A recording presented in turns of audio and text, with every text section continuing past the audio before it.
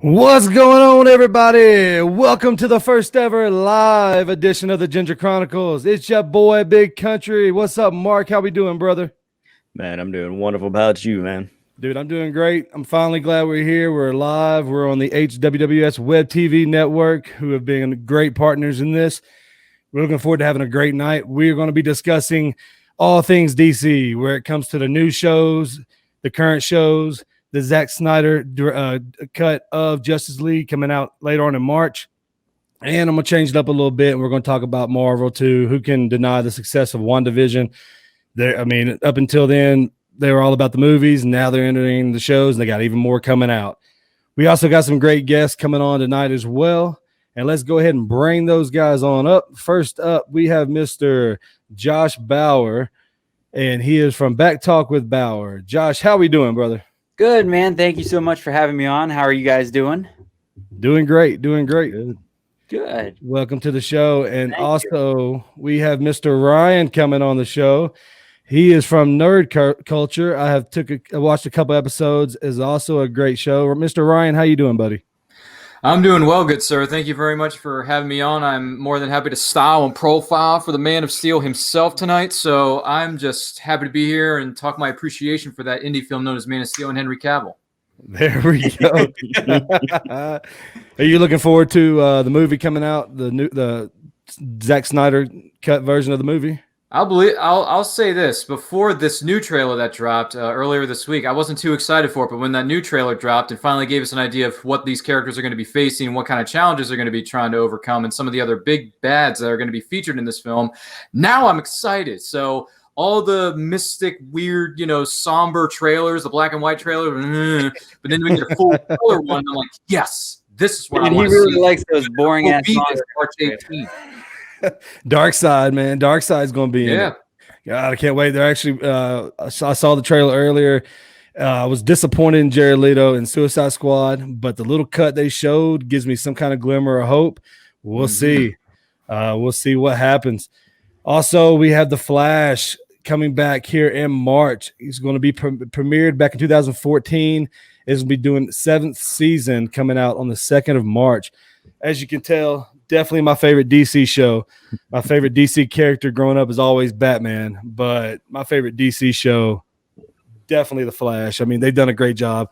Arrow was one of my favorites as well up until they closed it down last season. Rumors is they may bring it back. We'll see. What about you guys? Me personally, I really don't get into a lot of the TV shows. I have been watching a little bit of The Flash lately, trying to catch back up on that, and right. I've completely missed the Snyder cut stuff. I've been so busy with a lot of the video game stuff that I do and balancing that. So, well, the Zack Snyder version, it had been rumored for years, and he didn't confirm it until I think a year or two ago that it actually existed, and no one actually knew if Warner Brothers would ever sign off on it to actually air it. They kept saying no for the longest time. And then late last year, wasn't it? Zack Snyder actually said it's a go. They threw another $70 million into the movie to do all the special effects and everything. So it's a go for March 18th on HBO Max.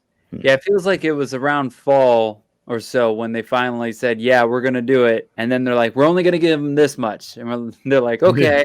And then like the internet exploded and they're like, I think we're going to give them a bit more, and I hated the original Justice League movie. I couldn't get into it. It's not good. I'm not a fan of it. I think they really dropped the ball with everything that went on and everything.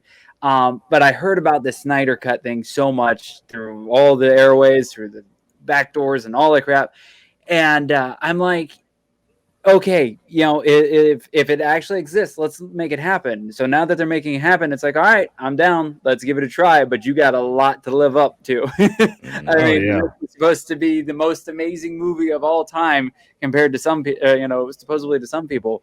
So for it to actually happen. And the other thing I'm kind of mad about is he keeps showing too much. I think he's dropped a little bit too much. So it's like, what's actually going to surprise us when the movie or when whatever we're going to call it actually happens? I mean, we've seen Dark Side. He just showed Granny Goodness, which is like a big deal. Oh, yeah. We've seen Black Suit Superman. He's like, and now we saw the Joker. The Joker's actually going to be in it. He's just giving away everything. So, like, is there going to be any surprises, or are we just going to go, okay, yeah, I saw all that, it was cool, and move on? I don't know. It'll be very interesting. Yeah, unfortunately, a lot of movies these days, the best stuff is in the trailer. You get in there to actually see the movie, and you're like, whoa, I'm really paying money to see the best shit that I already saw in the trailer. Right. I mean, come on. That's why I kind of hate watching trailers now. It's like it feels like it's a waste to spend the money to go enjoy the movie because you've seen what you wanted to see just watching the trailer 1,000 fucking times. See, I always like trailers because I like to see if I can put the story together and with what you see in the trailer. And especially now that I watch New Rockstars, which is a YouTube channel that does like trailer breakdowns for all things comics and things of that nature. I always like to see if they get it right, I get it right, and kind of like try to put the story together. So when you go in, it's like, ooh, that's how that played in, or that's how they played in. And some of the stuff they show you fake things that aren't even in the movie because they're getting better at that a little bit. They're showing you stuff that's not even in the movie, which is kind of cool and catches your attention. But then you go into it and it's like, kind of throws you off, and you're like, oh, wasn't expecting that. Yeah, true. Hopefully, I mean, I think Snyder might have a few more tricks up his sleeve, so I'm looking forward to it. I'm glad it's on HBO Max. I already got a subscription to that through my Hulu, so it's not like I'm going to go to the theaters and can't come out of it saying, "Oh God, I wasted $20 again in the movie theater." so I mean, like it's I hold your pee for 4 hours, right? Oh, geez, yeah. I'm loving this HBO Max stuff. I'm loving it. Yeah. There's so much other stuff coming on HBO Max later on this year that I'm jazzed for. I mean, Godzilla versus Kong, that's a battle royale we've been waiting how many decades now? Many. And then you get Mortal Kombat. Like, I mean, like if you're not jazzed to see some of the stuff that's coming on HBO Max, what are you doing with your life? Honestly. Exactly. Honestly. But as far as your question goes, Country, some of the DC shows, I watched some of the early seasons and I kind of lost track. Now I only watch them for the crossover events. And number two, the situation with Zack Snyder's Justice League. Look, I wasn't a Zack Snyder fan for a while, but then a little film came out in 2015 that blew my mind called Man of Steel, which should have gotten more Oscar attention that year. And once that film came out, I was like, okay, I'm on the Zack Snyder train now because I want to see where he's going to take these stories and these characters. And BVS came out. Theatrical cut was fine, but the Ultimate Edition made up for some of the problems. Still doesn't make up for the fact that Jesse Eisenberg is some of the worst casting decisions in the history of movie making. I'm never going to forgive Warner Brothers or DC or whoever was in charge of that for that. I'm not going to forgive you. You're in the doghouse for life. But after BVS and all the other stuff came out, I was like, I really would have liked to have seen his vision because you heard about all the behind-the-scenes troubles, and then he went through a family tragedy. It's all of the stuff that's going on. Now we finally get to see this director's cut of what Justice League would have been. And like I said in the beginning, wasn't too jazzed for it. But then once I saw this new trailer, I was like, finally, something that actually gives me an idea of what this film is going to be, some of the things we're going to get, some of the surprises are going to be in store for us. And also the Joker line at the end of that trailer, I'm like, ooh, creepy stuff, but I like it. And I want to see where it goes. So give me this film now, man. March 18th, can't get here soon enough. And then the week after that, you get Godzilla versus Kong. No way, a week right after? Yes. Holy you get crap. 2 mega films in the span of 2 weeks, and then a few weeks later you get Mortal Kombat. So it's like it's a great time to be alive, man. It's a great time to be a nerd, Country and Mark. Wouldn't you agree? Definitely agree. Oh yeah. Yeah. Now, so like you said, you watch most of the shows just to get to the crossover event, which I think is probably 80% of everybody that watches the DC shows now. Because at first, Arrow was amazing. It was the first, I think, the first one, and then Flash came out, and then Flash hooked me from the beginning. I mean, just their storytelling in that show. I think the last couple seasons they've been reaching a little bit, especially last season. But I still liked it. I'm a sucker for DC, except I'm for just happy it wasn't another running villain. It was nice. Yeah. You mean another speedster? Yeah. It was nice to get away from a speedster and do this. Well, they still bring back Thawne every so often. It seems like almost Which is every cool, season. he's a really great one, but he kind of makes it like the last couple seasons. He makes a little appearance, messes some stuff up, and then leaves. And it's like, I'm cool with that. That's good. I like it. Freaks you out, scares the crap out of you. Yeah, because he's part of the Speed Force, but he never actually dies unless the Speed Force itself dies, which almost happened last season. Right. So. Yeah, I loved Arrow I loved Arrow. I like as soon as Arrow came out, I was really hooked into it. I think they did phenomenal I think the first 3 seasons were great. Yeah, solid. And then after that one, they got a little lost for a while. And then I think they were bringing in a little bit too much of the supernatural stuff, a little bit of the weirdness like that, more of the comic book stuff. 2 to 3 seasons. It felt like it was more reality based, almost like how Batman the movies are, the Christopher Nolan movies are. They were, a little bit more based in reality, and that's how Arrow felt for a little bit. And then they started going because he had to fit in with all the other shows that were coming out. So I loved Arrow. I loved the last season of Arrow. I think they did a nice way of going back to things that were either unanswered or, you didn't get an ending to or whatever, and kind of just wrapping up in a nice bow. Flash has been great. I really got into what's the group show? I'm totally blanking at that. DC Legends of Tomorrow? Yeah, the Legends of Tomorrow. I liked the first season. And then I was really into it. I love that they were kind of goofy, kind of weird, but then it just got too repetitive. Every time too much goofiness. Something, they messed it up, and then they had to fix it, mess it up more, and I kind of lost. I think after season 2, I kind of just fell out of it. Yeah, they kind of fell into a little, and this is the thing this is a bit of an issue I have with DC when they do this. When you get too goofy, it waters down the show. It kind of loses the dark and grittiness that Arrow and some of the other shows have shown so well in the early goings. And then Arrow became the Felicity and Friends show. Oh my God. That's why Arrow just went downhill. Felicity Smoke, I'm looking at you. Yes, no problem. But other than that, the crossovers were good. But all the other stuff that happened after its first 2 or 3 seasons, everything just kind of lost its own steam. Yeah, I'm kind of curious though because they did leave an opening for them to continue with the kids. So because they went to they did their future sales and all that stuff, so left that as an opening. I'm curious to see if things get bad on the CW for DC shows, because I doubt Batwoman's going to stick around. They've already changed the head role from one season to the next. As soon as she left, I was out. I'm like, I feel bad. It's nothing against the new girl, but you had a perfect casting right there, and then it was already kind of a hard show to follow and to get into. But the Ruby, was it Ruby Rose? Yeah, yes, Ruby Rose. Yep. Yeah, she made that show, and for her to be gone now, I'm like, no, it's just not gonna work. She was also good as a silent assassin in John Wick Chapter 2. Awesome. Yes, she was. I love all the John Wick movies because there's no right or wrong way to rank these babies. But if I had to pick one, John Wick Chapter 2 is my number one favorite. It is. It's so good, man. He's in Rome. He got the neon lights, wearing a snazzy suit, 3-piece, and he's bringing up his guns and everything. It's great. I love it. And fighting common. So much more of the back. Yeah, that too. He fights him on a train. Well, he fights him through the train station and then on the train. But yes.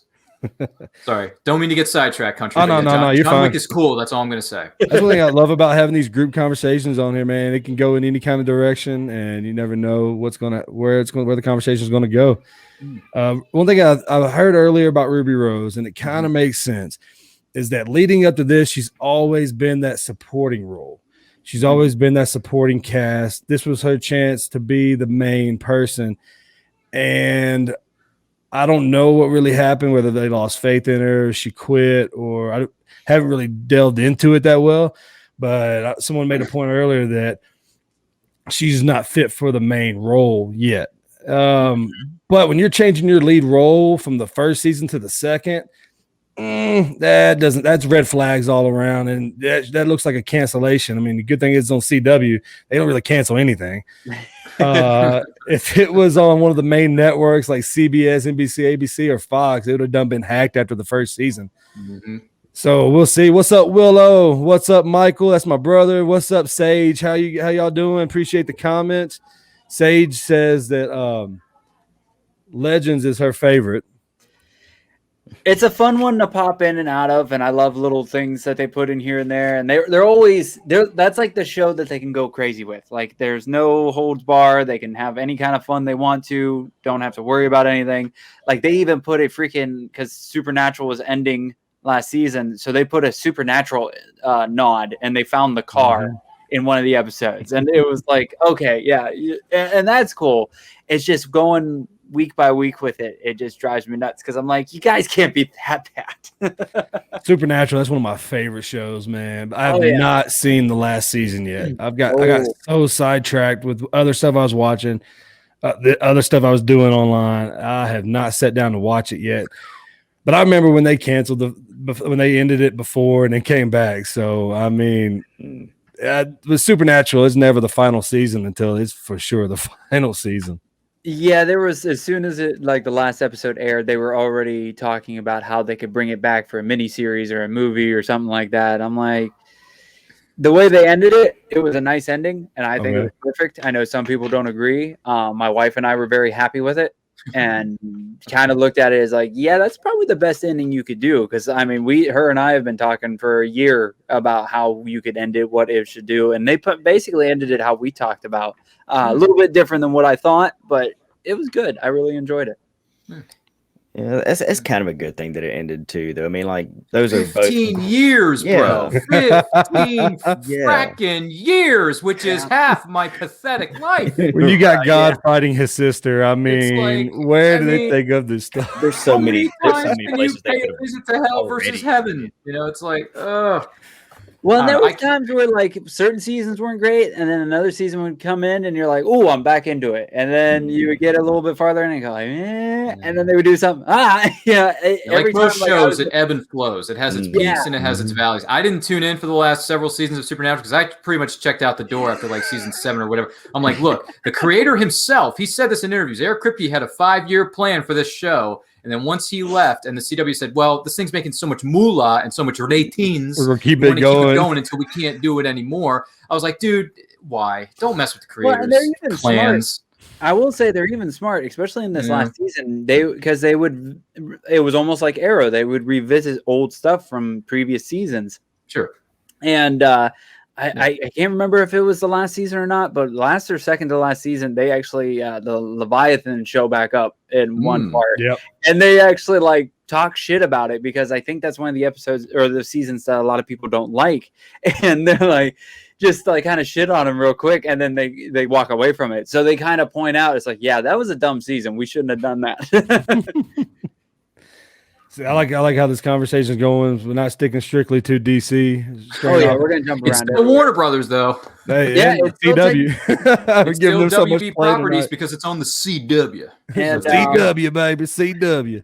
Pop has popped in. GW Pomacher from Hanging with Web Show, and he likes the Scooby-Doo Natural episode. Crossover. That was fantastic. It's a crossover. If you haven't watched Supernatural in a while, watch the Scooby-Doo episode. It is awesome. I absolutely love it. That's one I highly suggest. And then the one where they basically become their real selves. They go through something and they become their own show. So they're like, I remember that episode. Yeah, that's a really funny episode. Was that episode season 21 or 22?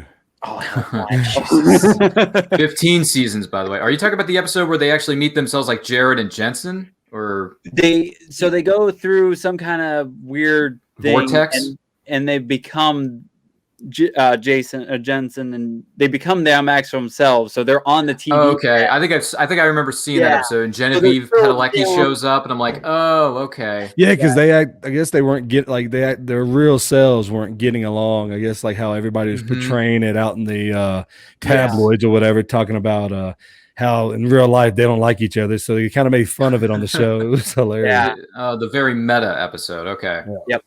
Got it. That was good. I remember seeing that. That was funny.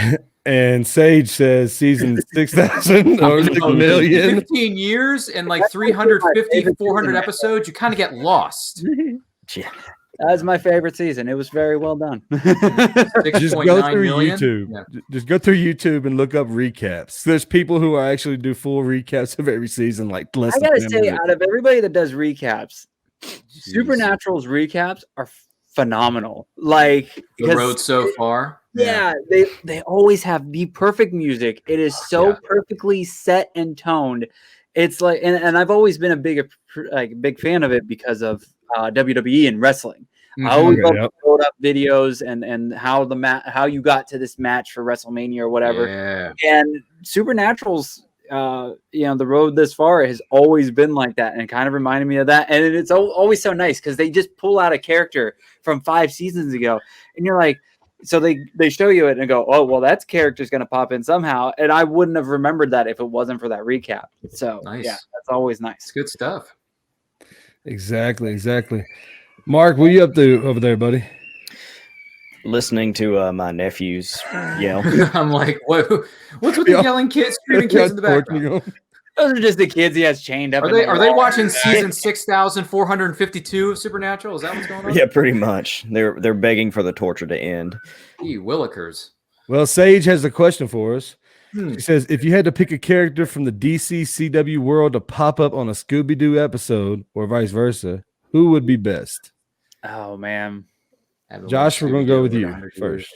I kind of want Oliver Green Arrow because he's going to be pissed off about everything, and he's going to be like taking it so dark and not be able to be like, she's just going to be so mad through the whole thing. And I just love it. It would, I just want to see irritation from it. Hell yeah. So yeah, I would say Oliver. Green Arrow. Nice. What about you, Ryan? I mean, I haven't watched Scooby-Doo in a hot minute. But if I had to pick somebody, I'd probably go. I mean, he probably fit in after a few minutes, but I'd still like to see his reaction to it. I go with John Constantine. Ooh, nice. I go with Matt Ryan's Constantine. He's a smooth cat. He's a cool actor. He looks so ridiculously good looking in that trench coat, that white shirt, and the red tie. I mean, I like to see him get his own movie one day, but that's probably not going to happen. But I wouldn't mind seeing him come back as a miniseries. He's definitely Daphne in that episode, like right off the bat. Yeah. I like to see Constantine, see how he fit in with the dogs or something. Sorry, I didn't mean for that to go to the different areas, or wherever someone's brain was going, but whatever, that's what came up in my mind. That'd be funny to see him actually on an episode of Scooby-Doo. He would actually, I guess, like you said, he would fit in really good with the Scooby-Doo show.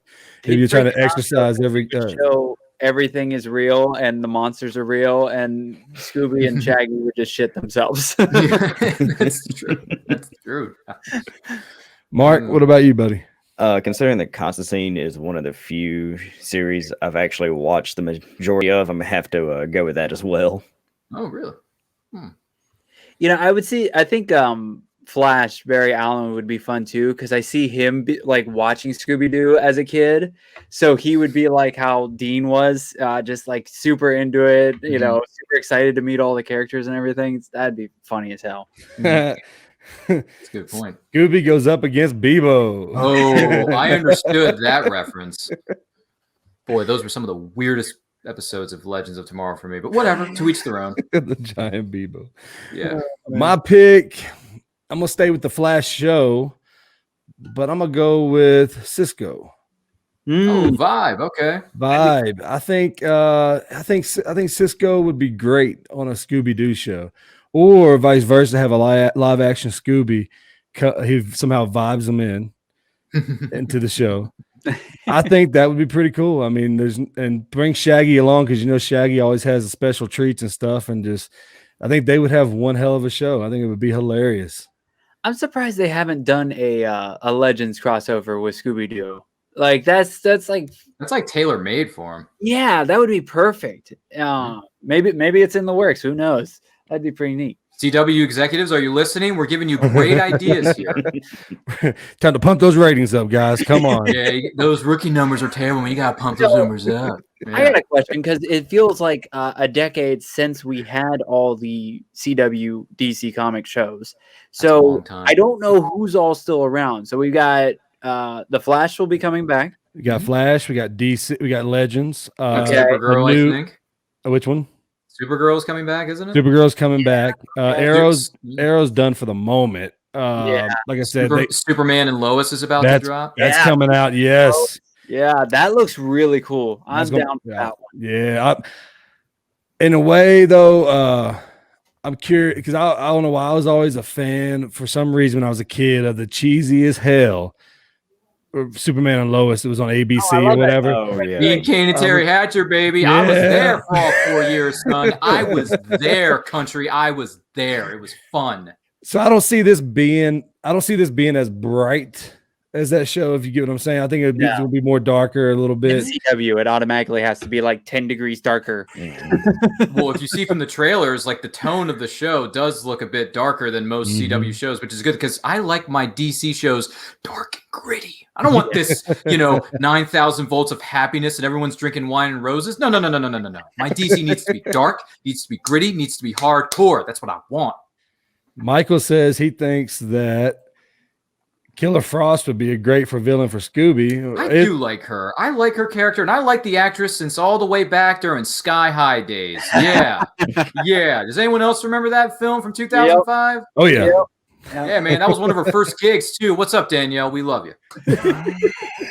Seriously, she was great on that. She was great on Shark with James Woods. It was on CBS for 2 years, playing the daughter. She was fantastic. She has grown a lot as an actress. Mm-hmm. Well, give her own show, Killer Frost. By the way, I would watch that. There was something up with her at this last season, so she couldn't be on the show as much. She was pregnant. Yeah, okay, yeah, she was pregnant because I thought it was weird that like they kind of just wrote her off, and I'm like, what the hell? And then they came out, and she's like, oh, she's pregnant. I'm like, oh, okay. I thought they were getting rid of her. I was gonna be pissed. I'm like, why? Why? She's like one of my favorites on there. Maternity. Caitlin, I guess the good version. Not Killer Frost, just Dr. Caitlin. She took a back seat in storyline and let Killer Frost run wild on it, which they were able to write her off so well, as Killer Frost. She didn't have to appear all the time. So they were able to do pretty good with that this year.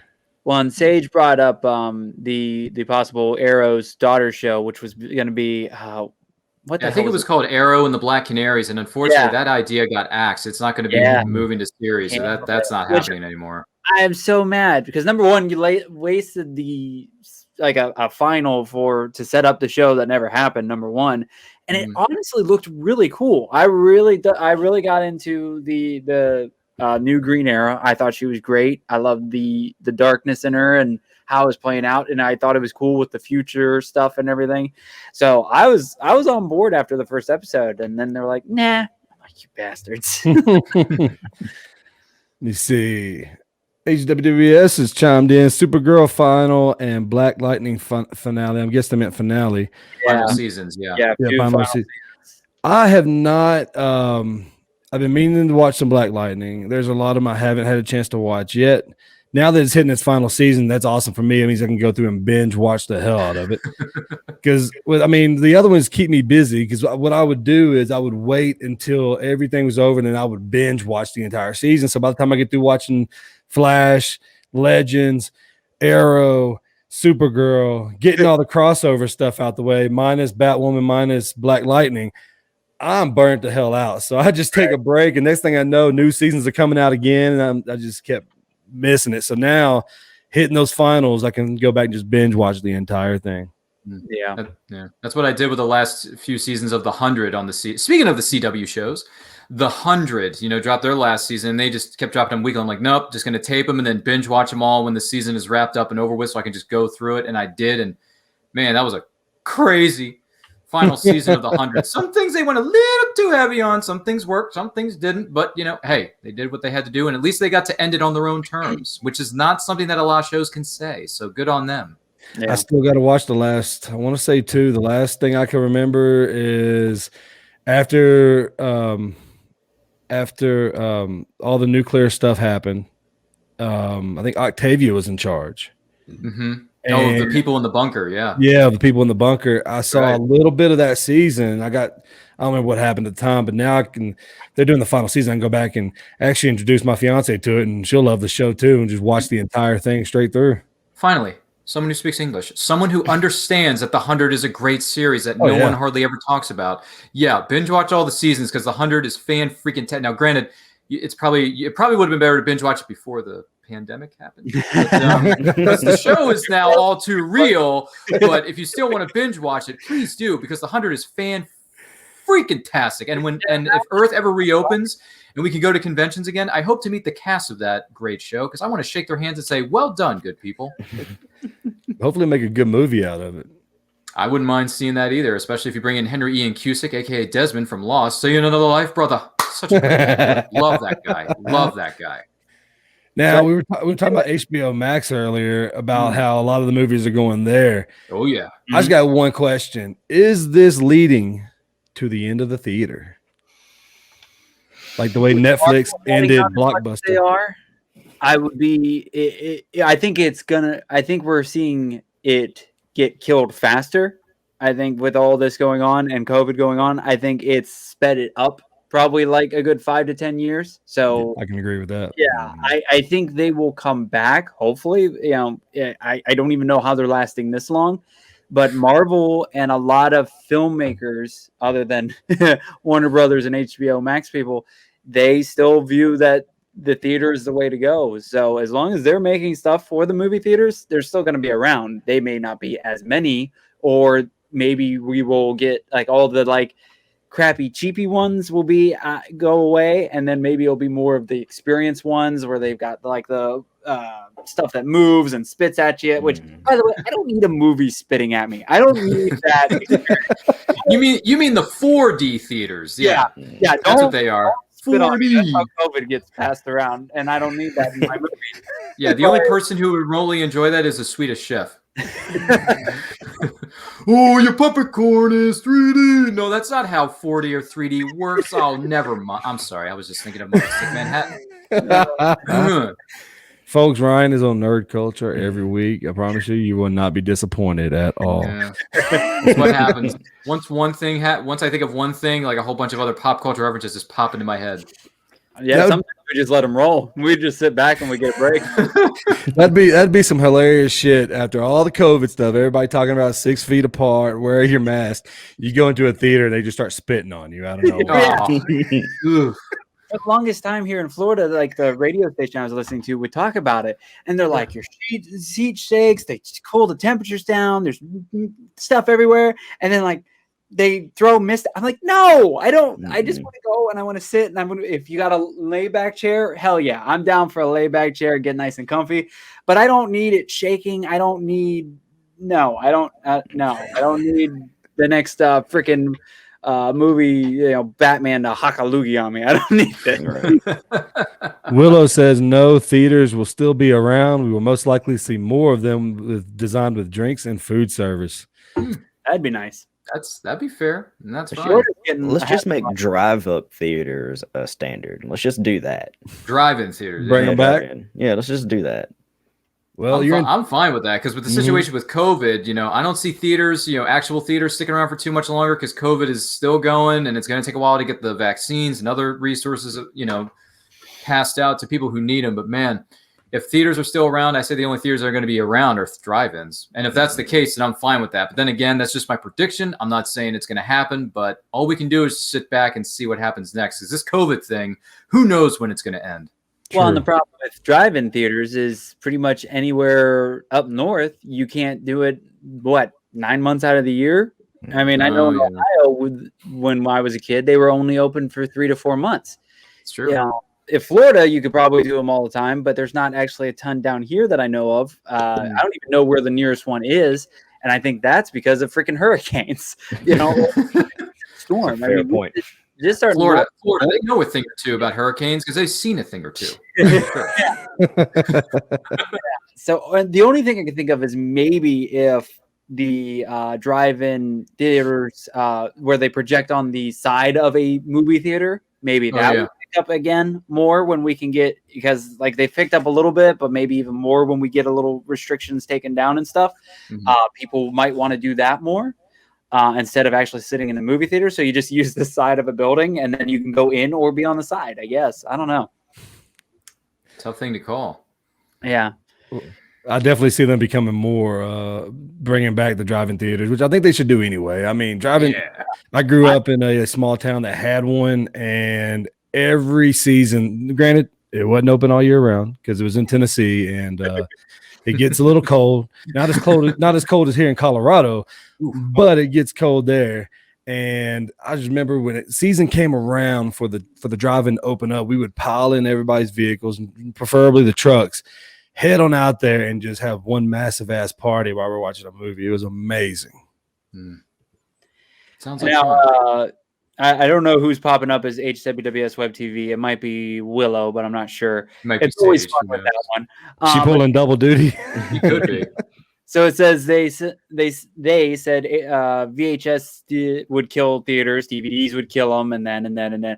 So yeah, that's definitely a good point. I mean, nothing has killed the theaters, and I mean, I won't go anytime soon, but I still love going to the theaters. I think it's ridiculously expensive, but I still love going to them, and it's so nice to get that big screen and the surround sound and everything. So, I mean, I think it's still killing it slowly, but maybe it'll last longer than what we think.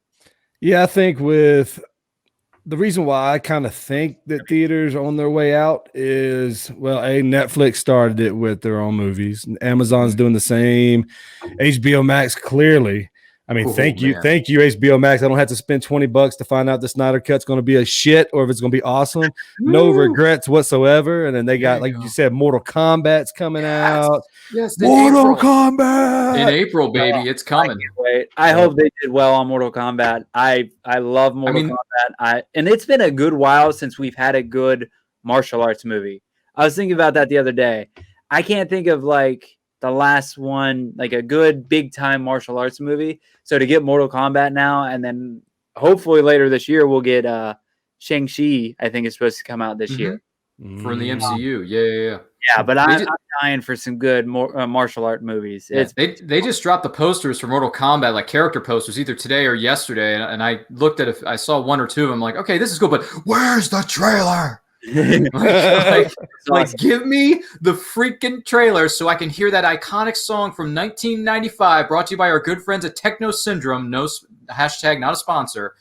Just give me that song in the movie or even in the trailer. Even if it's not in the movie, if it's in the trailer, I'm going to be good to go. That's all I want to hear is Techno Syndrome's Mortal Kombat. That's all I need. Just saying, Hollywood, do me a favor. Play it on a radio somewhere, like just to like they toss it in there and like they're at a scene or something, and it's just like in the background on a radio or maybe it's somebody's ringtone on their phone. Yeah. I'm like, just give me that and I'll be happy. Yeah. Hopefully it'll happen. April, I believe it's April 16th is when the film's coming out. See, April 16th. I was right. Yeah. And they look good. I mean, they've got a nice split between looking like the video games, but looking realistic as well. Mm-hmm. You know, and I think that's where they kind of went wrong with the first two movies was the technology wasn't that great back then either. No, and they still did a great job back then, even with, shittier technology. First one, great. First one, fantastic. But yeah, for a movie in '95, the effects, I don't care if they're dated or not. I still get a kick out of them. No puns intended, Johnny Cage. It's just it's cool stuff, man. It's cool. I love the original movie. I got him on Blu-ray. I got no shame. Dude, I recently earlier this year finally spent the money and got me a great PC to do all this on. And I decided now's the time. I'm going to move away from PlayStation before the PS5 comes out and just switch over to PC. I'm tired of every 7 years upgrading my console because they want to come out with an even shittier console that's going to have all kinds of problems and forget that. So I bought the Mortal Kombat game. Man, it's taking some time getting used to that on PC. I'm not going to lie. I'm sitting here I'm just like, I feel like a child, like a little 2-year-old, like one button type. I'm sitting here trying to learn how to type and kick, and I'm just like, oh my god, I'm just sitting here like just trying to learn this. That is the most challenging game I've ran across. Man, I feel like an old man the other day. I've got Call of Duty, whatever the hell it is. I think it's Modern Warfare 2. Oh yeah, and pop it's HWWS tonight.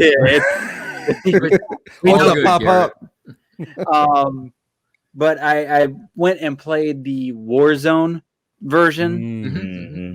Oh my god, I felt like an old man. I was so pissed. I would get on the thing and die in like 5 seconds. Where's and the reload button? I'm like, what is this? Why is this? I'm like, I just found I was yelling at the television. I'm like, why is this a thing? I'm like, oh my god, I'm my grandfather.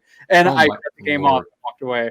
I still stick to the team deathmatch. I hop on the normal multiplayer online one and I stay away from Warzone. Oh my god, I was so mad. I mean, I can't speak to the Call of Duty situation that you're in, but the Mortal Kombat, I guess it's not, using it on a PC is not as easy as just hitting back beat for the get over here. Not at all. When you played it on your SNES or Sega Genesis. Oh yeah. Not at all. I miss those days of minding people like me. I remember the commercial like it was yesterday. Sega. I remember waking up on Christmas, going downstairs and seeing my parents play with my Sega that they were planning on giving me on Christmas morning. Oh man, I'm that old. Yes, Sega, I'm playing the hell out of it, and I actually have one sitting right in front of me. I have a Sega Genesis. I don't know if I have Mortal Kombat for it or not. You should get it. I think I do. At least one of them. I might have like Mortal Kombat 2 or something. 2 or 3. Yeah. I can't remember if 3 came out on, because I had 3 on PlayStation. I remember that. And then they re-released them all as the Mortal Kombat trilogy on PS1 as PS1 greatest hits with that green look. Well, that neon green. Yep. Yeah. Anybody remember that in the chat? Oh yeah. Oh, God. Yep. Those were the days, man. Those were the days. Yeah. Getting back to DC a little bit. Let's see if I can find the question, because there's been a lot more coming in since then. Batman movie question. The Batman film is coming out. Yes, it was Michael was asking what we thought about Robert Pattinson becoming the new Batman. As long as he's not glittering, I mean, I'm all for it. If he, who knows? Ben Affleck surprised me. I thought Ben Affleck was going to shit the bed like he did it as Daredevil, and to me, hey, he did a decent job. I mean, Michael Keaton's is going to always be my favorite Batman. So I guess he's your number one guy. Oh yeah, but I mean that just shows how old I am. I remember going to the theaters and seeing it when I was like a little kid. So dude, I wish I could have gone to the theaters to see that bad boy in a theater. Oh man, that would have been one of the best experiences of my life. Never did I ever think anybody was ever going to pull off a better Joker than Jack Nicholson. And damn, Heath Ledger came along and just ruined it for everybody else. He knocked everyone out of their proverbial seats, and for good measure. Oh my God. How do you fix perfection? You can't. You lock yourself in a hotel room for about 3 or 4 months, drive yourself insane, apparently. I mean, that's what he did to get ready. And wow, I mean, heck of a performance. Yes. Mm-hmm. Hell of a performance. Now, about Robert Pattinson. Our Pats. Our Pats. Our Pats going to be a bat. His fans like to call him on the interwebs. Dude, I'm 100% for it. Other than Twilight, he actually is a really good actor. He gets really into the role. He does a phenomenal job. I mean, Twilight was Twilight, and even though we all shit on it, it made more money than we can dream of. I mean, it had a target audience, and it went after that audience hardcore. I was dragged to see it a couple times. And then some. Yeah, so I am totally down for this film. I am a huge Batman fan. My car is a freaking Batmobile, literally. I have a Kia Soul that has Batman vinyl that I all did on the sides of it and all around it. And there's Batman inside. But yeah, it's when they dropped that first trailer and he goes to that guy and one of the gang members and he hits him and then just keeps going and going and going, and it sounded like the hits from the video game. I'm like, yes, I want this now. Let's go. And I almost cried when they said they had to push it back. I'm like, why? Yeah. Right, I had it. COVID delayed it, but yeah, I wasn't completely sold on until the trailer came out, and I was like, you know what? Excuse me, I need to be professional about this. Robert Pattinson, not his nickname. I wasn't too big on. I was skeptical at first, but then the trailer drops. I'm like, you know what? This kid's got it. He's gonna do it. He's gonna be fine. He's got a great director with Matt Reeves, who gave us 2/3 of the Planet of the Apes trilogy with Andy Serkis, which I just did a rewatch of recently, and I got to tell you that trilogy is one of the best ever made, I think. So good on them. And Matt Reeves helming this thing. I mean, come on, how can you go wrong? Well, and just in that trailer too, like they even said there was not much in the trailer. Like you got 25% of the film had been shot. Yeah. So you're getting all this amazingness just with that little bit filmed. And then the music score that they went with that, like so creepy. Just added this new tone that I don't think we have seen in a Batman film.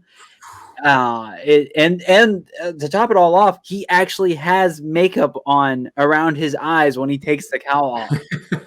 Nobody's ever done that. Nice. True, that's a good point. Yeah, I'm looking forward to it. I can't wait. I'm always a sucker for any Batman movie, maybe except for the George Clooney version. I was just like, oh, I mean, I was hoping that Arnold could redeem it, and it was just terrible. Oh my God, terrible. I mean, the only only good thing about the Val Kilmer was Jim Carrey as Riddler. I was like, come on. And then you got Christian Bale came out. I liked every one of those movies, especially The Dark Knight. But and of course, Batman.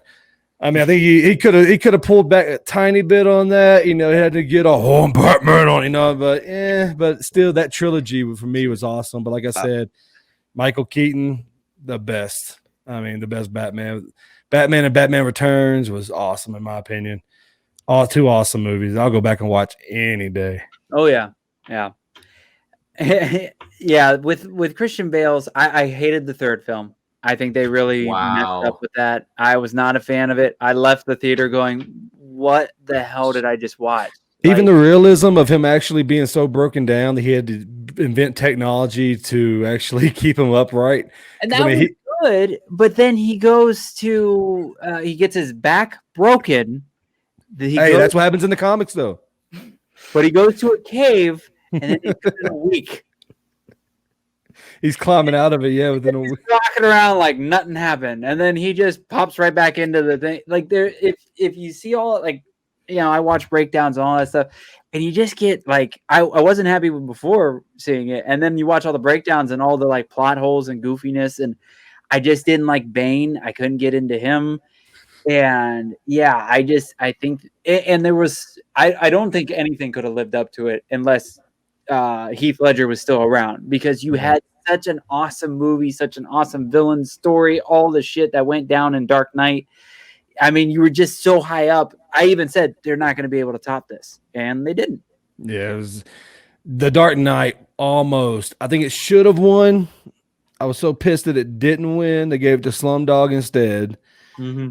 I think it was the only superhero movie that I can remember being in the running for a Golden Globe for movie of the year.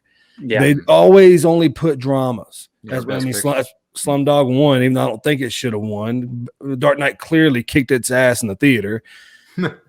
But I mean, that's how great that movie was. And I mean, Heath Ledger knocking it out. The original plan, I believe, though, was to kill Joker in that movie. He was supposed to drop like Jack Nicholson did in Batman, the old one, and die. You know, after Heath Ledger died, they changed that ending to. But I mean, even if he would have lived, the character would have still died. So it wouldn't have been a third one with him in it. But like you said, it died, and then they still. I mean, there's always ways to work around it. True. Because in that DC universe, they also have Flashpoint. They can always change whatever they want. All they got to do is cross with the Flash and have them just go back in time and make a change, and boom. Which is what's been doing a lot on CW, which I think is the only reason why they've been able to keep it going as long as they have. Time travel, guys. The Speed Force. It'll fix everything, or just make it worse. And then you'll have the guy in the background who's always telling him, "Run, Barry, run." It's the same 3 words in every season. Just run, Barry, run. You can do it that way. You got this, Barry. Run, Barry. I may be in the minority, but I enjoyed all 3 in the trilogy. I know some people didn't like the third one, and I can understand their gripes with it, but every single time I rewatch that trilogy from beginning to end, all 3 of them, by the way, I still love the heck out of that trilogy. The Dark Knight trilogy, to me, is one of the best ever made. I might have liked the third movie a little bit more if they didn't do what they did to Bane's voice. Bane's voice is not scary. It's not... what?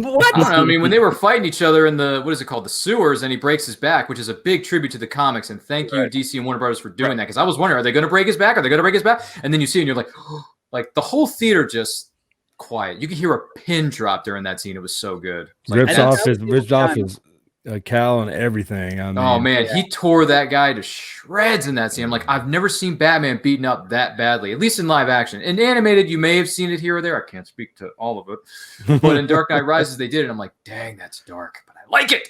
Definitely didn't see it in the Adam West version back in the day.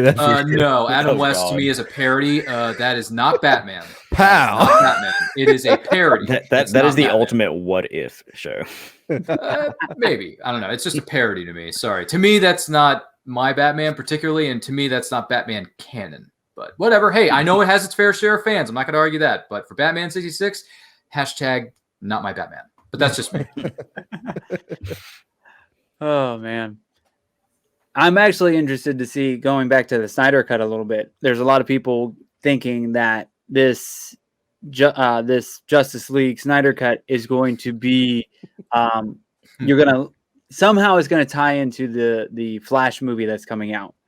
And basically you're going to get a kind of, the story that was supposed to happen for Justice League, and then Flash is going to show up, and he's going to like change everything with you're going to get multiple Batmans. We've already seen that to an extent.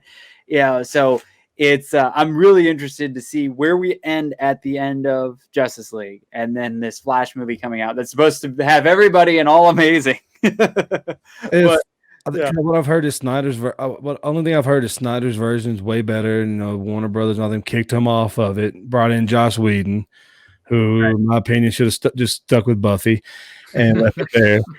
And I think I have a really good feeling about this version. And after this, hopefully they'll let Snyder just continue it. And I've seen some stuff where they're saying this is a one and done. Like he gets to do this, but I can't imagine this. Like, let's say this blows up. It's not going to be a one and it blows up. You can't say no. There's no freaking way. So you either have to have Snyder Cut as an Elseworlds thing, which is going to be how I think the Batman with Robert Pattinson is going to be. Like, you're not going to have all these movies connecting like Marvel. Right. And that's what DC needs to do, is to keep everything standalone, have some Elseworld versions, or call it whatever the hell you want, but they don't touch. So you can have Snyder's Cut over here. You can have the Batman over here. We can bring back Wonder Woman in her own style. They can all be separate, and they don't have to touch. They don't have to play with each other. It's okay. One thing Marvel did, in my opinion, that DC did not do and that they should have done, DC was too much in a hurry to get to that collaboration film of Justice League. They were trying to hurry up and get to it. Okay, Marvel got the jump on you big time. Right. That does not mean you have to kill your franchise trying to catch up. Marvel did a great job by doing standalones first, starting off Iron Man and going from there. Hell, they did 3 Iron Mans, didn't they, before they even had an Avengers? Or was it 2? Just two? Just two, yeah. But still, they already had all those movies set up, building these characters, so that they came out with Avengers out the park. And it's just been rolling from there, and they're just rolling. I didn't care for Agents of S.H.I.E.L.D. on the networks, but I love WandaVision. If DC can just find if they can get people under contract long enough, and they can find the right person, hopefully it's Snyder, that makes these films, they could do the same thing. But I seriously think they rushed it trying to bring out Justice League. If they would have let Snyder do what he was meant to do, because I've heard Kevin Smith on one of his podcasts, like, I think they read like all the stuff that was supposed to go through. This was way before Snyder Cut was actually happening. This is like still that like mythical magic time where they were talking about it, but nobody knew if it was real or not. He went through of what everything was supposed to happen through Snyder's 3 Justice League films. If they would have allowed that to happen, we would have a whole different story right now. Because, you wouldn't have had that buildup, but you would have had them right in there, and then you could have had side stories off of it and ramifications off of it that could have lasted for years. It just would have been, you would get kind of upload it right at the beginning and then branch off, and it would have been really cool. But with all the mess of Justice League, and then them just kind of like freaking out every time a movie went bad or one went good. Oh my God, this was good. We have to do it just like this. That's why you got funny Shazam and the goofiness of Shazam, and then it's just they gotta chill. It's like, just take a breather, let movies happen how the directors want them to happen, and then see what happens. If Justice League would have been bad, okay, fine.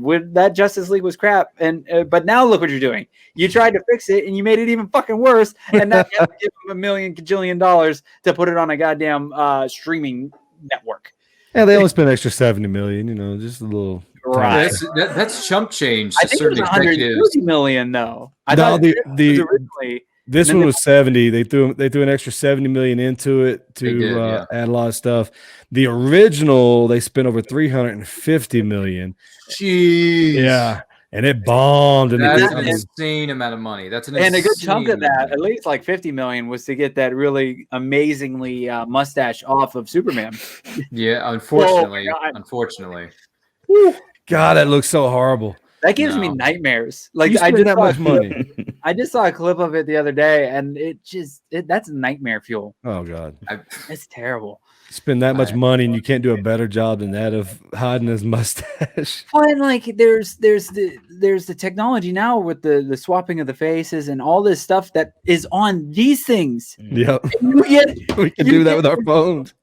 What the hell? Like here, borrow my phone. You could do the app, and it would look better. Yeah, but we get that. Yeah, you get got it. There it is. Oh God, he actually he had two upper lips. Double lip Superman. Come here, Lois. Yeah, certain people have been saying this for years, and I am in total agreement with this. They at Warner Brothers and DC, at least for right now, they don't have a captain to ride the ship. They don't have a Kevin Feige like the MCU does. They need to find a captain to steer the ship in the right direction, where you can say, okay, we like this set of films and these stories. Let's make them standalone, see if they work or not. If they work, great. If not, okay, at least we can say we tried. And then if some films do work and they want to interconnect them somewhere down the line, they can plant some seeds if they want to. It's up to them. They can do that. But in my opinion, if they want to keep it standalone movies from the next 50,000 years until I'm dead, I'm fine with that. If they want to connect them, that's fine too. But you need to find somebody, a leader to steer the ship overall and keep your ducks in a row. Because right now, as they say in the movie business and in the chef business, there's too many cooks in the kitchen. Mm-hmm. And when you have too many cooks in the kitchen, you get a Frankenstein's monster of a film, aka the Joss Whedon cut of Justice League. Just saying, Hollywood. So find your El Capitan, and then we can talk business. Right now, you have no idea what you're doing, except with the Batman by Matt Reeves and the director's cut of Justice League. That's about it. Other than that, we're not sure what's going to happen next. The Flash movie has had, 60 different writers, 5 different directors, 3 different actors. It's like they don't even know what year it is. Please let Grant Austin be the Flash in the movies. He's an excellent Flash. Nah, they won't let that happen. No, I know they won't. God, the guy. What's his name? Ezra Miller or something like that? Ezra Miller, yeah. Ezra Miller. No. I like how they brought him into the show a little bit, in the last season. Yeah, that crossover was a total surprise when he shows up. I'm like, oh, they actually pulled it off. That's nice. But let's see what they go with the Flash movie. Is that going to happen? Probably not anytime soon. Kill his because side of the Flash. Let Grant Austin take over. And there's a lot of people that don't like Grant Austin too. Like, I don't know why. Grant Gustin, you mean? Yeah, whatever that. Is it Grant Gustin or Grant? Yeah, sorry. Don't mean to be that guy, but I remember things. I don't even know my own name. Come on. Sorry, I'm just trying to get. That's why I wrote it down there so I can remember it. I just go by country. That's all I answer to. And they start yelling my real name out at work. They're like, Derek, and I'm like, who the hell is that? Oh, that's me. My bad. Well, let's get to some questions. Are you guys free to stick around a while? We're almost at an hour. I can't believe it's already been an hour. Here in the next couple minutes. I got all night, man. Well, I don't think we'll keep this going all night. It looks like you know what I mean. The chat's kind of died on us a little bit. Let's get some questions out of the way first. And this is some superhero questions. First, I'm gonna ask the questions. No, I'm just kidding. Sorry. Who is the best superhero that cannot fly? Mark, I'm gonna let you answer that first. Best superhero that cannot fly. Ooh.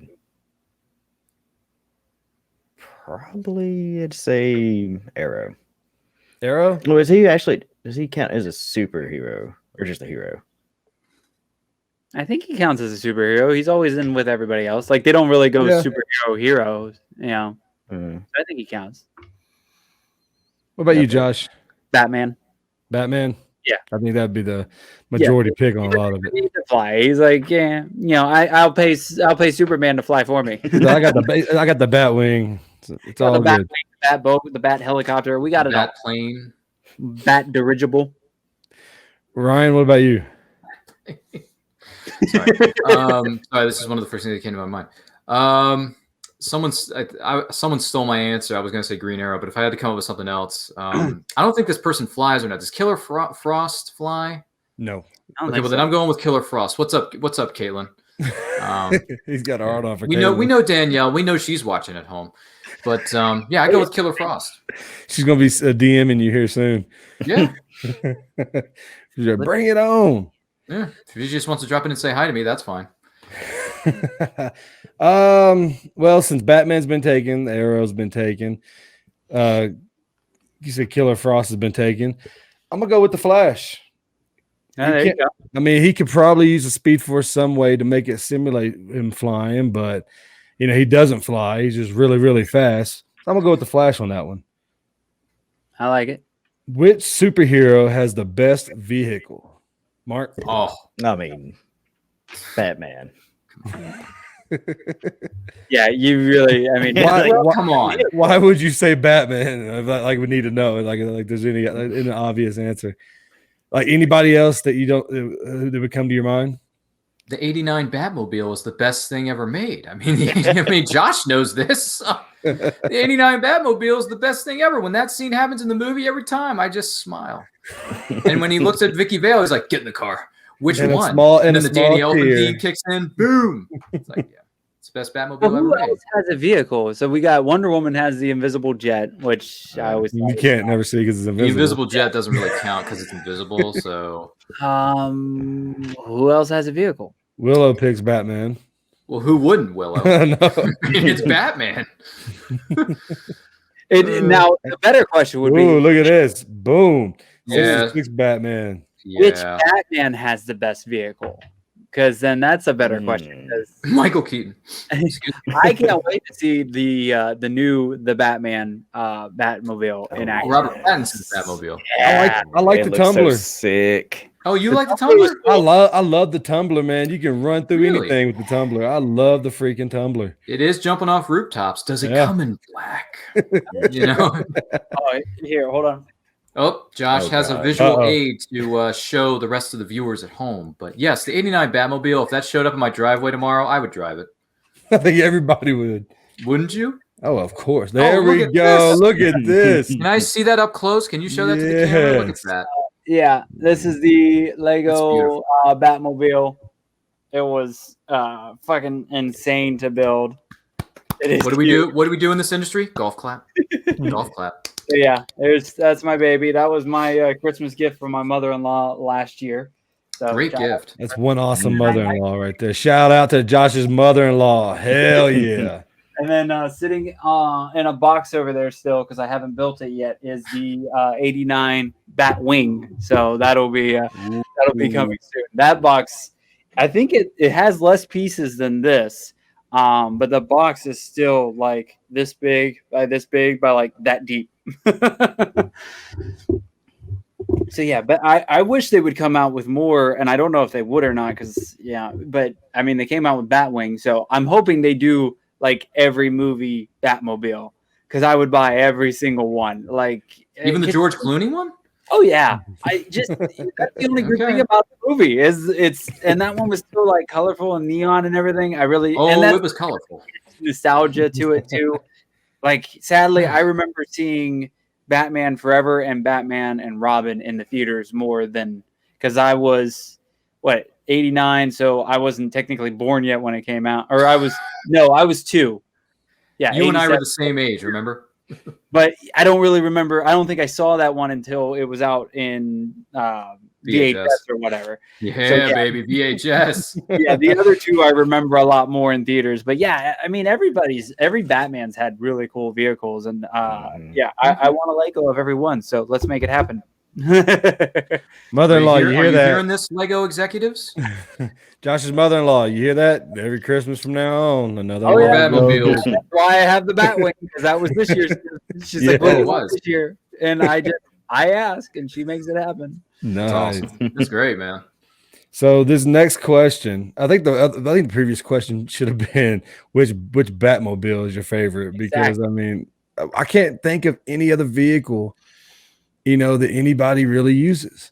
Everybody either flies or walks, or like even a couple motorcycles here and there, like Nightwing. Doesn't Nightwing have a motorcycle? Yeah. Batgirl had one. Now that's a movie I'd love for them to make, is a Nightwing movie. Oh yeah. People have been clamoring that for like 5 or 10, 20 years now, haven't they? Mm-hmm. Teen Titans could be the beginning of that. I mean, I haven't seen much of Teen Titans. I want to sit down and actually watch it. What I've seen on YouTube looks really good. So we'll see. I mean, with how much money Marvel is making right now off all these movies, if they can get the right person, like you guys said, if they get the right person in charge of DC, we'll see a movie for every single character. They just need to get who's ever in charge of their animated department, because those movies are always amazing. Yeah. Get Mark Hamill to come back and play the Joker. Oh God, please. Oh man. So this is going to be an interesting question because it's all guys in here. So all heterosexual men as far as I know. So this is going to be interesting. If you could date any superhero, who would it be? Batman. I'm pretty sure I'm rich, bitch. Oh my gosh, Josh, why did you have to give away the secret? So Willow said Aquaman has a seahorse. Hey, he had that in the olden days. In the Jason Momoa movie, he didn't need a seahorse, man. That was a badass DC movie. I love Aquaman. It was awesome. I loved Aquaman too. All right, so what was the question again? Because does it have to be a hero? Yes, if you could date any superhero, any of them. She's a hero now. I already know a couple. I already know my top answer. So it could be any superhero from any. It doesn't have to be strictly DC. Doesn't have to be DC. Oh, so we can go outside the box here. Okay.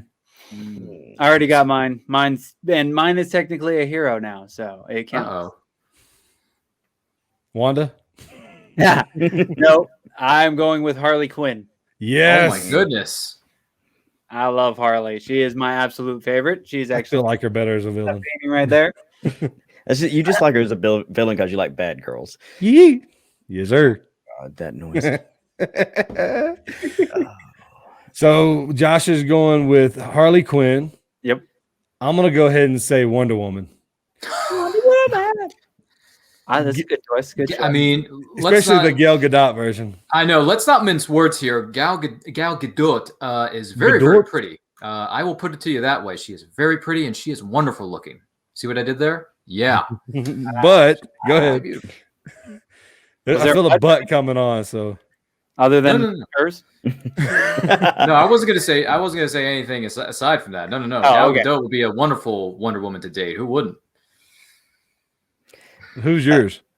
Just because I tend to lean more towards like the gothic persona. It has to be adult Raven.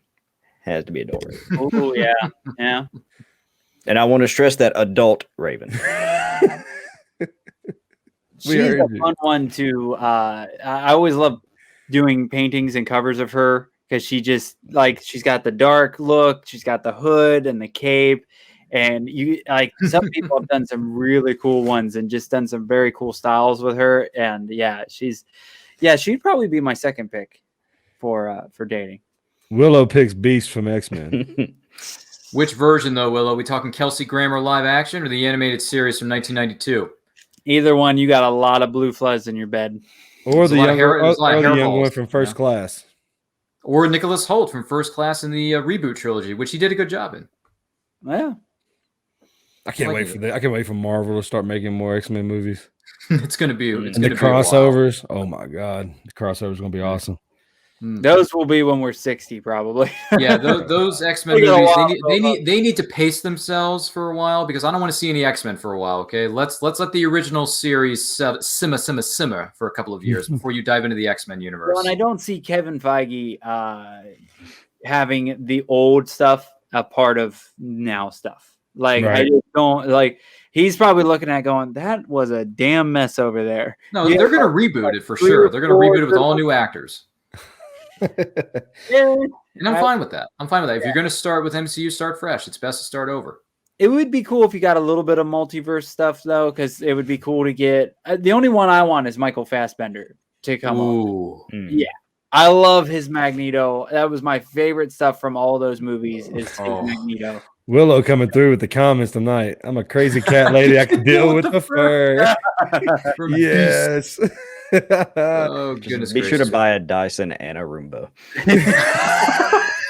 I see what you just did there, Mark. To answer the $1 billion question for you here, Country, if I had to date a superhero, dating a goddess from the DC universe like Wonder Woman or Supergirl, that would be, I don't know if I can handle that.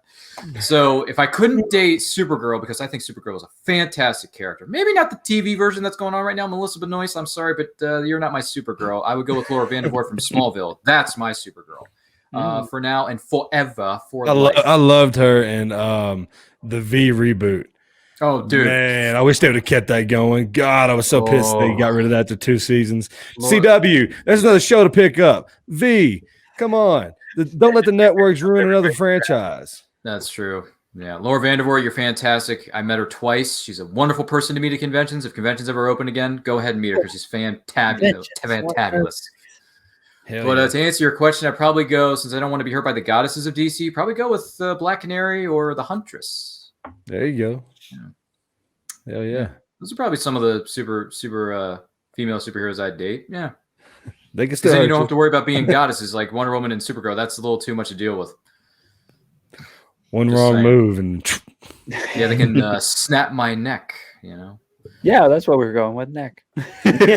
Sorry, I didn't want to go the R-rated route, Josh, but I always love messing with it. It's late. Well, sorta. It depends on what coast you're on. I don't think any kids are watching. I always got to mess with Ryan when we're on a show together. My number one thing to do while, like, if I'm on an episode with Ryan, is just to make him shake his head at me. He's done that a couple times tonight. Yeah, as many times as I can get that in one episode, I win. It has to be at least 3 an episode, especially when he's on my show. Yeah, I really get him when he's on my show. Oh boy, yeah, and people will still wonder why we're friends. I know. No, I'll always be Josh's fan. We're all good buddies here. Describe your fantasy comic book crossover. Oh, that's easy for me. Go for it. Yeah, the crossover I want to see is the one fans have been clamoring for the last 20, 30 years. I want to see Marvel characters cross over with DC and have a Marvel versus DC war in the middle of the, Earth or some other planet. I don't care. I just want to see characters meet up with other characters from other universes and duke it out. Let's see the Hulk versus Superman, like they did on Bat in the Sun. Let's see it happen in real life in a real live action film. Disney, Warner Brothers, let's get it together. Let's get this going. Marvel versus DC. Come on, let's do this. It shouldn't be that hard, right? Yeah, it's technically a video game, but there's technically comics of it. I want a better version of Mortal Kombat versus either DC or Marvel.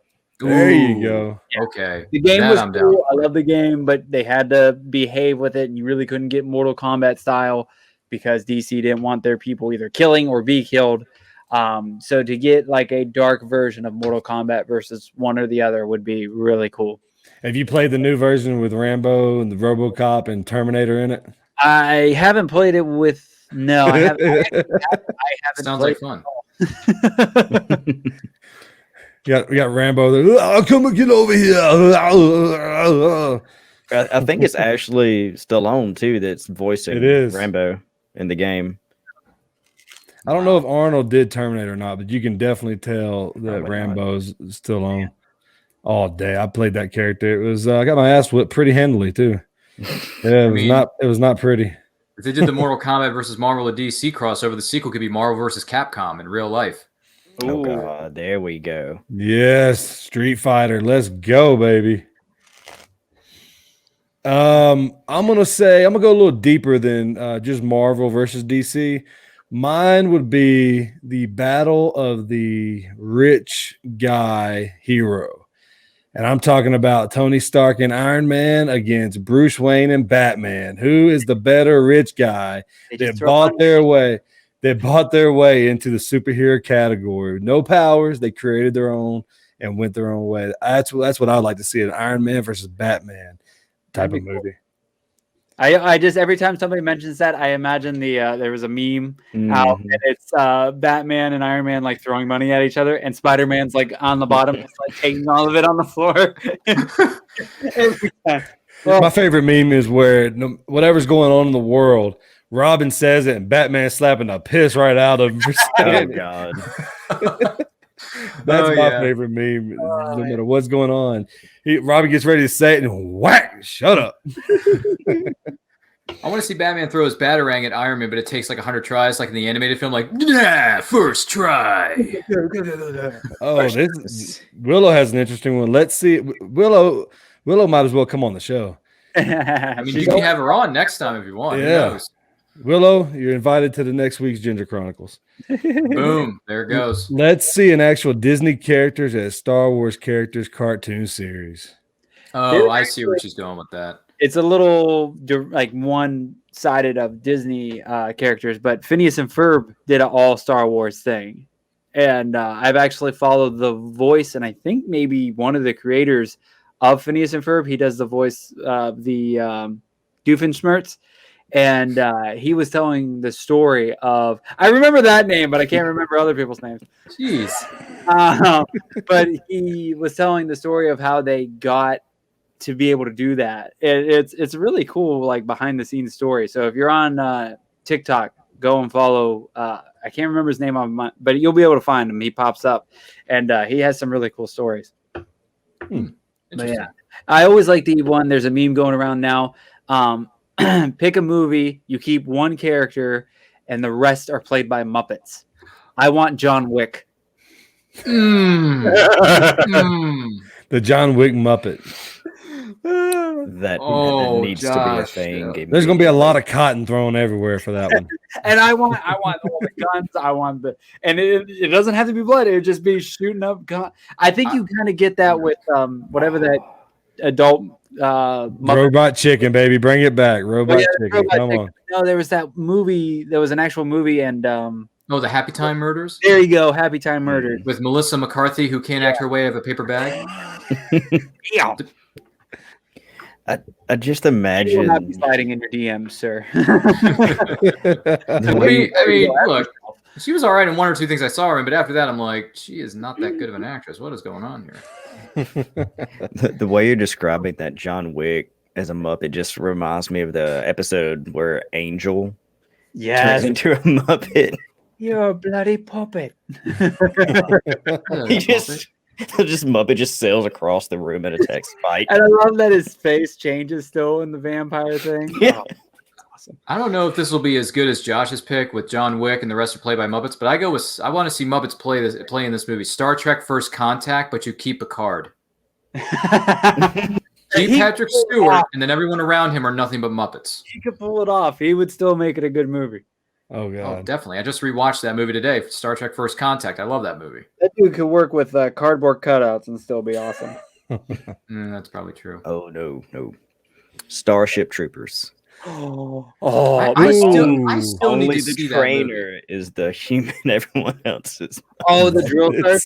Yes. Oh. Is that the Michael Ironside character? Yeah, I think so, yeah. The jester from Top Gun? Okay. Oh, that would be great. I've never seen Starship Troopers. I've heard such good things about it over the years. I haven't seen it yet. It's so fun and terrible to watch. Yeah, it's just exactly those two definitions. Well, guys, I'm going to do one more question, and then after that, we're going to call it a night for the first episode here. The only reason why, because I really like this question. What would your name be if you were your favorite superhero's sidekick? Batman Jr. Batman Jr. I can't help it. I'm sorry. It's just there.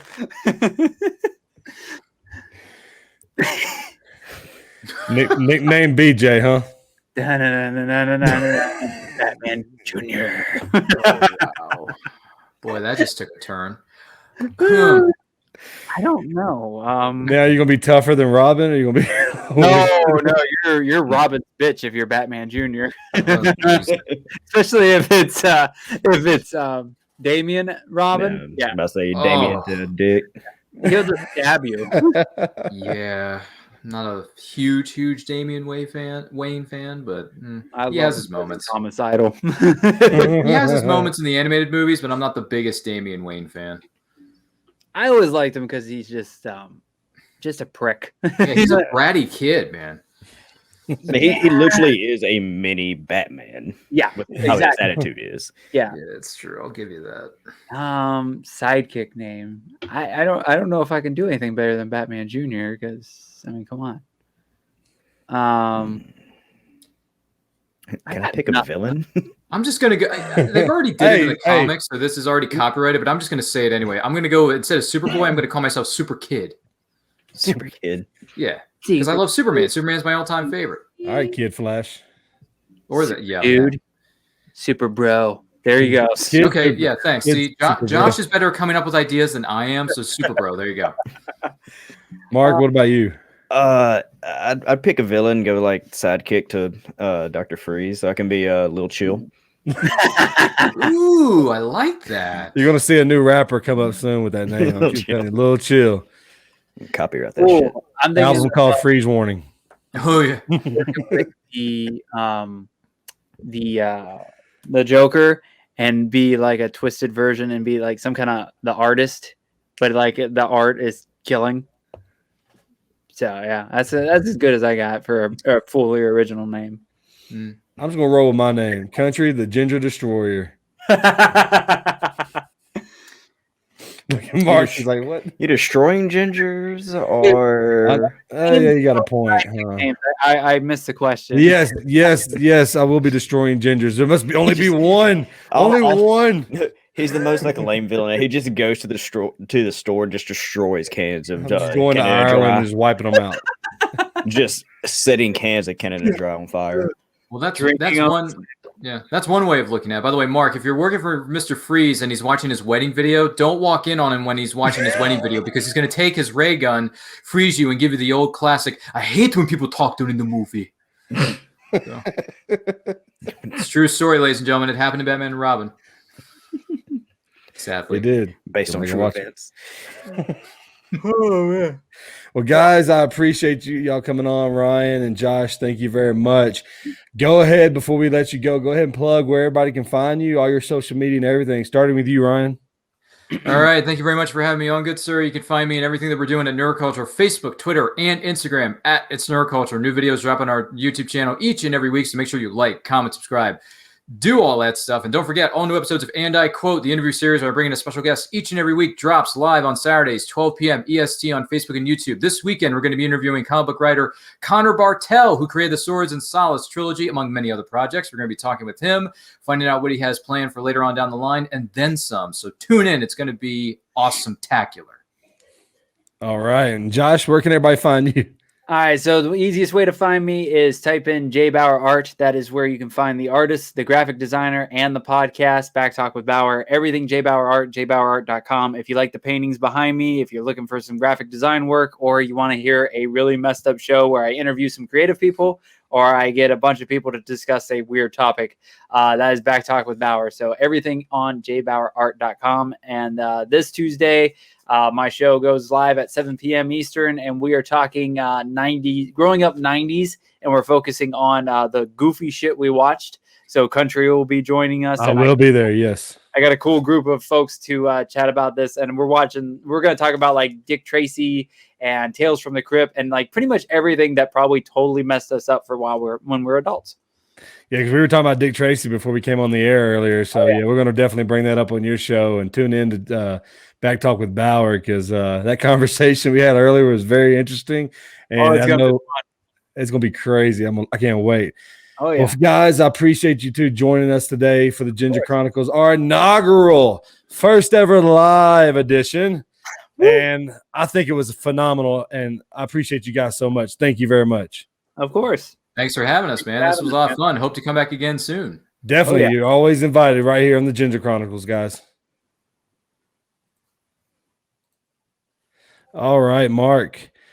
That was one hell of a first live episode. What do you think? Oh, yeah, that was fun. I highly enjoyed that.